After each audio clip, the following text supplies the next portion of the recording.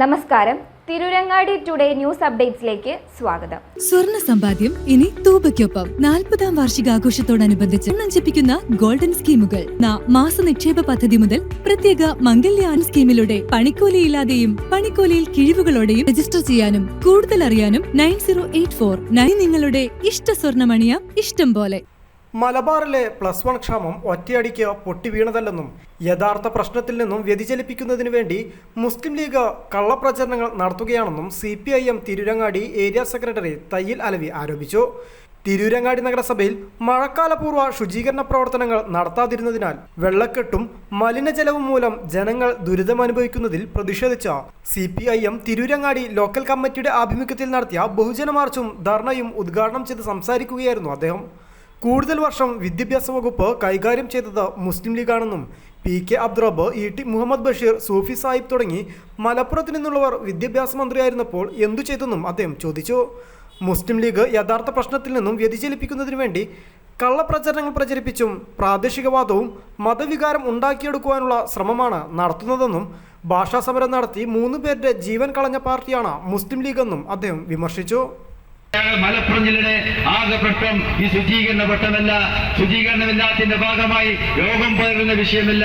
അതൊന്നും നടപ്പാക്കേണ്ടത് ത്രിതല പഞ്ചായത്തല്ല, മുനിസിപ്പാലിറ്റി അല്ല, മറിച്ച് മലപ്പുറം ജില്ലയുടെ ഏറ്റവും പ്രധാനപ്പെട്ട വിഷയം +2 അഡ്മിഷന് സീറ്റില്ലാത്തതിന്റെ ഭാഗമായി നെട്ടം തിരിയുന്നതാണ് കാഴ്ച എന്ന് പറഞ്ഞുകൊണ്ട് അതൊരു പുതിയ വാർത്തയാണ്, പുതിയ വിഷയമാണ് എന്ന് പറഞ്ഞുകൊണ്ട് മലപ്പുറം ജില്ലക്കകത്ത് +2 അഡ്മിഷനകത്ത് സീറ്റ് കുറഞ്ഞിരിക്കുന്നു എന്ന് പറഞ്ഞുകൊണ്ടുള്ള വാർത്തയും അതിനുവേണ്ടിയുള്ള പ്രചരണം നടത്തിക്കൊണ്ട് പോകുന്നതിന് വേണ്ടി തന്നെയാണ് ഇവിടെ ചെയർമാൻ അടക്കമുള്ള മുസ്ലിം നേതാക്കന്മാർ നിൽക്കുന്നത്.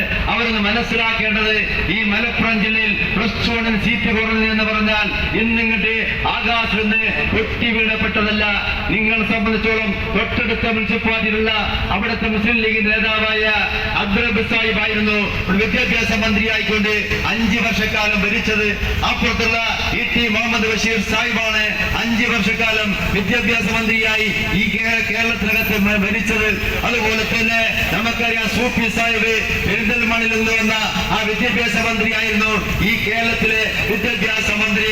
അന്ന് മലപ്പുറം ജില്ലക്ക് വേണ്ടി എത്ര കോളേജ് എത്ര ബാച്ച് അനുവദിച്ചു, എത്ര കുട്ടികൾക്ക് സീറ്റ് കൊടുത്തു എന്ന് പറയാൻ മുസ്ലിം ലീഗിന് സാധിക്കും. ഞാൻ ചൂണ്ടിക്കാണുന്നത് മുസ്ലിം ലീഗ് യഥാർത്ഥ വിഷയത്തിൽ നിന്ന് ശ്രദ്ധ ചെലുത്തുന്നതിന് വേണ്ടി തെറ്റായ കള്ളപ്രചരണം കൊടുത്തുകൊണ്ട് കള്ളപ്രചരണം മാത്രമല്ല അവിടെയും പ്രാദേശികവാദവും മതവികാരം ഉണ്ടാക്കിയെടുക്കുന്നതിന് വേണ്ടി ശ്രമം നടത്തിക്കൊണ്ടിരിക്കുന്ന മുസ്ലിം ലീഗിനെയാണ് കാണാം. മുസ്ലിം ലീഗിനെ ചൂണ്ടിക്കാണിക്കുമെന്ന് നമുക്കറിയാൻ കഴിയുമെന്ന ഭാഷാ സമരം നടത്തിക്കൊണ്ട് 3 പേര് ജീവൻ കളഞ്ഞ പാർട്ടിയാണ് മുസ്ലിം ലീഗ്.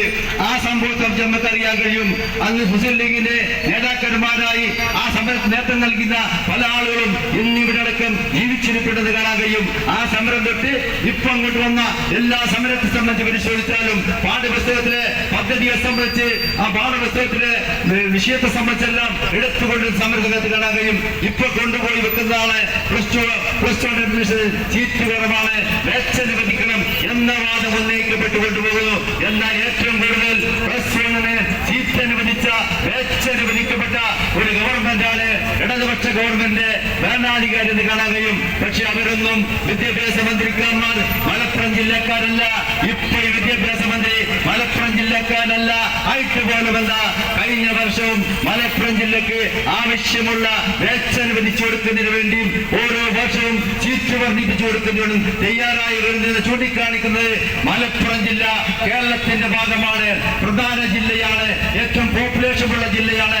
അതുകൊണ്ട് മലപ്പുറം ജില്ലയുടെ പുരോഗതി, മലപ്പുറം ജില്ലയുടെ വികസനം കേരളത്തിന്റെ ആകെ വീഴ്ച വികസനമാണ് എന്ന് കാണാനും കണ്ടുകൊണ്ട് നടപ്പാക്കിക്കൊണ്ട് പോകുന്ന ഒരു ഗവൺമെന്റാണ് കാണാൻ.